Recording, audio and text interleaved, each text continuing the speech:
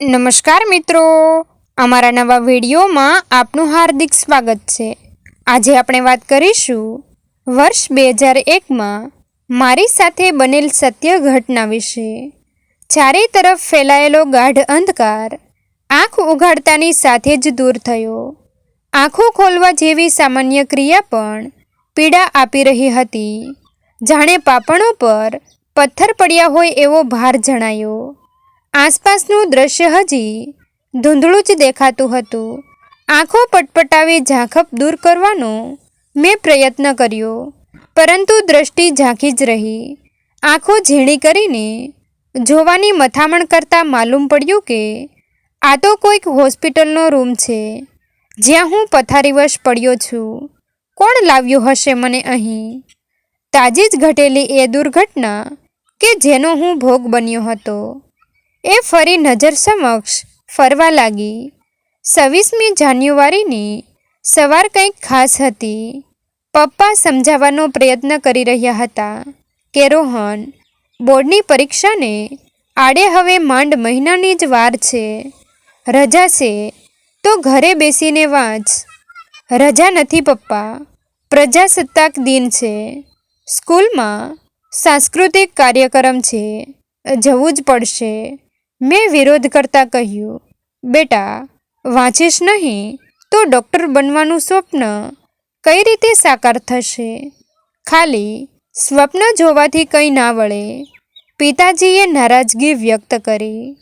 રસોડામાંથી ડોકિયું કાઢી ને મા એ ટીખળી કરી રહી હતી, મારો દીકરો ડૉક્ટર બનશે એમ? શું કરીશ ડૉક્ટર બનીને? બીમારોની સેવા કરીશ માં, અને જરૂરિયાતમંદને મદદ, કહી હું ઉમળકાભેર શાળા તરફ દોડી ગયો હતો।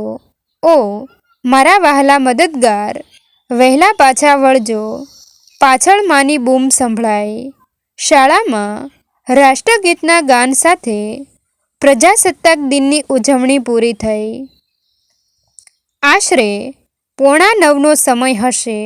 અચાનક ધરા ધ્રુજવા માંડી। પહેલાં તો લાગ્યું ચક્કર આવ્યા હશે, પરંતુ બધાને આમતેમ નાસભાગ કરતા જોઈ કંઈક અઘટિત ઘટનાનો અહેસાસ થયો। તિરંગો લહેરાયેલો થાંભલો પળવારમાં જ ભોંય ભેગો થઈ ગયો। શાળાનું મકાન થરથર કાપવા લાગ્યું। આસપાસ વૃક્ષો ટપોટપ પડવા માંડ્યા। ધરતીનું કંપન જાણે વધતું જ જતું હતું। એક મોટા અવાજ સાથે 3 માળના શાળાના મકાનમાં મોટી તિરાડ પડી અને મકાન 2 ભાગમાં વહેંચાઈ ગયું। કાને પડી રહેલી છીસાછીસથી હું ધ્રુજી પડ્યો। ચારે તરફ દોડધામ મચી ગઈ। શું થઈ રહ્યું છે? કોઈ અંદાજ જ નહોતો આવી રહ્યો। ભાગો, ભાગો, બચાવો, બચાવો ના પડઘા સતત કાનના પડદે અથડાયા કરતા હતા। એક શિક્ષકના મોઢે ડરામણો શબ્દ ચડ્યો, ભૂકંપ। ભૂકંપનું નામ સાંભળતા જ ઝળવત બની બેઠેલો હું નાસભાગ કરતા ટોળા જોડે જોડાયો। કોઈ દિશા જ સૂઝી નહોતી રહી કે કઈ તરફ જવું। જ્યાં સુધી નજરો પહોંચતી હતી બધું ભસ્મીભૂત થતું જતું હતું અને એ બધું નજરે ચડી રહ્યું હતું। નમી ગયેલું શાળાનું મકાન અમારી તરફ ઘસી આવતું જોઈ મકાનથી દૂર ભાગવાનો પ્રયત્ન કર્યો, પરંતુ ક્ષણભરમાં જ કડક ભૂસ થઈ ગયેલું મકાન છેવટે મારા સુધી પહોંચી જ ગયું। હું લગભગ અડધો અડધ કાટમાળમાં દટાઈ ચૂક્યો હતો। હાથ પગ તો જાણે ભાંગી જ પડ્યા હતા। માથામાંથી વહેતું દળદળ લોહી ઘા ઊંડો લાગ્યો હોવાની છાડી ખાતું હતું। અસહ્ય પીડા થઈ રહી હતી। આંખો સામે અંધારું છવાઈ રહ્યું હતું અને અંતે હું બેભાન બની બેઠો હતો। ભયાનક યાદો ખંખેરી વર્તમાનમાં પરત ફર્યો। પોતાની જાતને હોસ્પિટલમાં સહી સલામત જાણીને હાશકારો અનુભવાયો। માથે લાગેલી ચોટ ચકાસવા મેં માથે હાથ અડાડ્યો। મારા આશ્ચર્ય વચ્ચે ત્યાં કોઈ જ પાટો નહોતો બાંધેલો. મારી નજર મારા હાથ પર પડી. આવડા મોટા હાથ! મનોમન હું બબડ્યો. સોજા આવવાને લીધે આમ બન્યું હોવાનું મેં અનુમાન લગાવ્યું.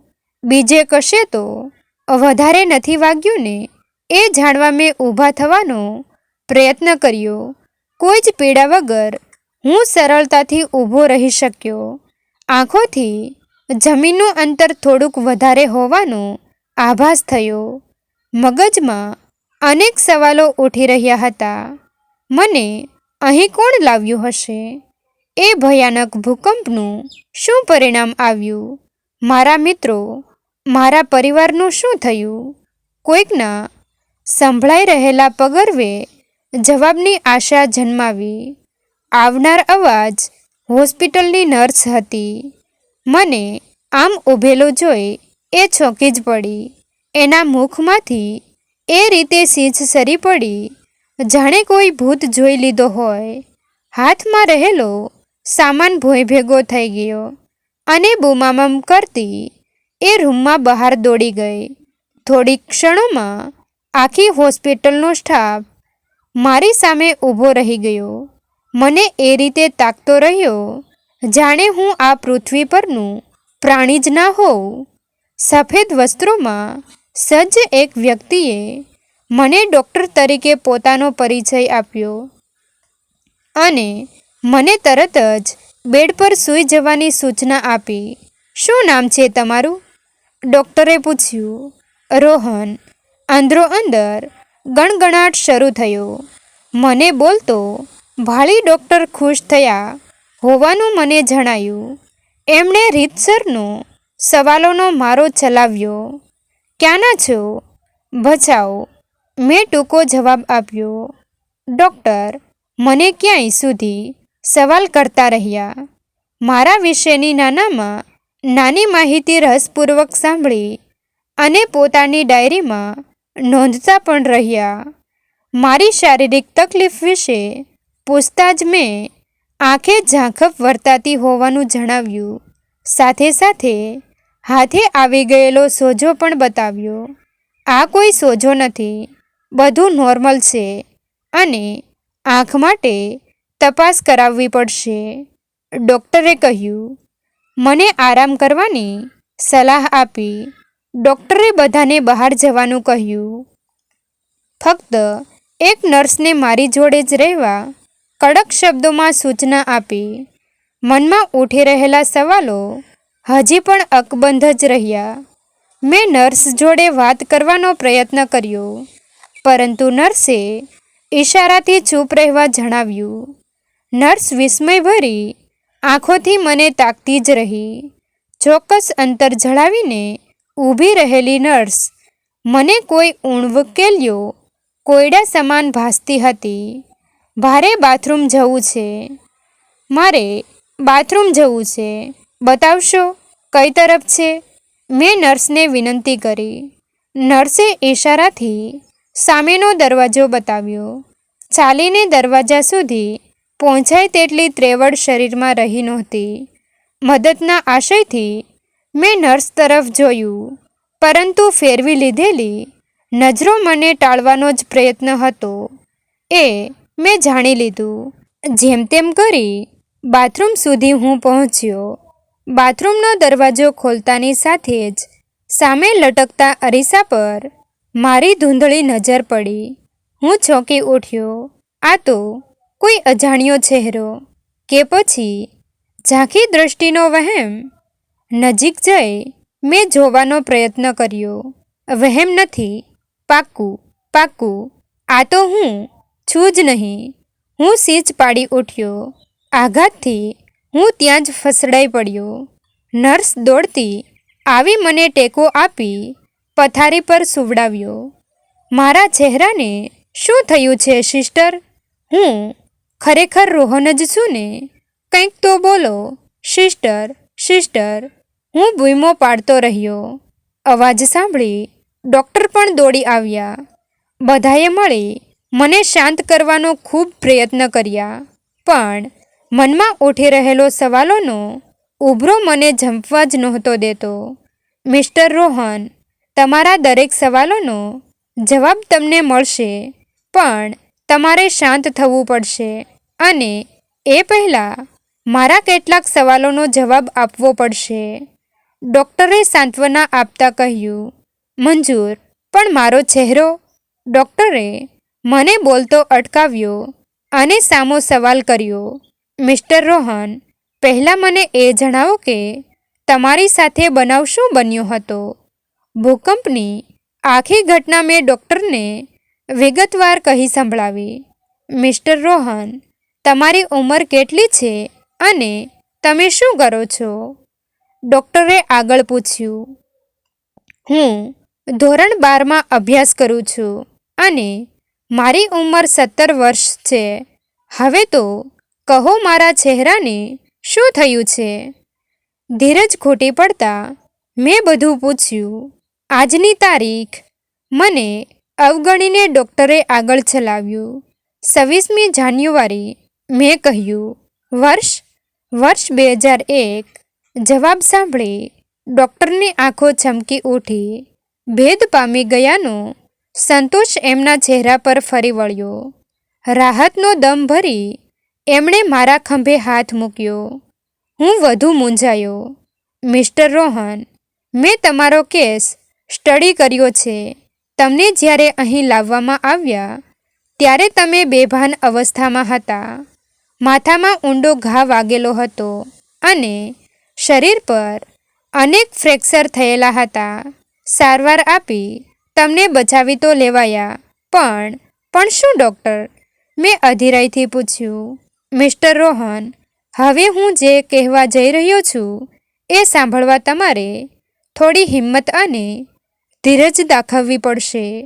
તમે લાંબા સમયથી અહીં બેભાન અવસ્થામાં પડ્યા છો, માટે બધા જ ઘા સંપૂર્ણ રીતે રૂઝાઈ ગયા છે.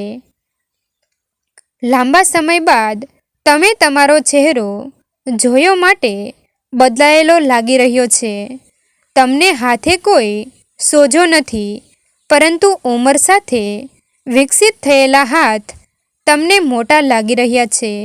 સજ્જડ બંધ જ રહેતી આંખો દૂરનું જોવા ટેવાઈ નથી, માટે ધૂંધળું દેખાય છે. એક સાથે તમામ સવાલોના જવાબો ડૉક્ટરે મારી સામે રજૂ કર્યા. લાંબા સમયથી? કેટલા દિવસથી? મેં કુતૂહલવશ પૂછ્યું. દિવસથી? અરે, મહિનાઓથી, વર્ષોથી, લગભગ 18 વર્ષથી. માથામાં લાગેલી ચોટને લીધે તમને કોમામાં સરી પડ્યા હતા. બ્રેન ડેડ થઈ ગયું હતું. આ કોઈ ચમત્કારથી ઓછું નથી કે આટલા વર્ષે તમે ભાનમાં આવ્યા. ડૉક્ટરે આનંદ સાથે જણાવ્યું.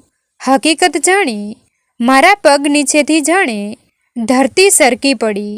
ફરી એક ભૂકંપ થયો, જે ફક્ત મને જ અનુભવાયો. છલકાયેલા નયનોએ ગાલને નવડાવ્યો. અશક્ત શરીર ઢળી પડ્યું. નર્સે ટેકો આપી પથારીમાં સુવડાવ્યો. ડૉક્ટર, મારો પરિવાર, મારું ઘર? માંડ હું પૂછી શક્યો.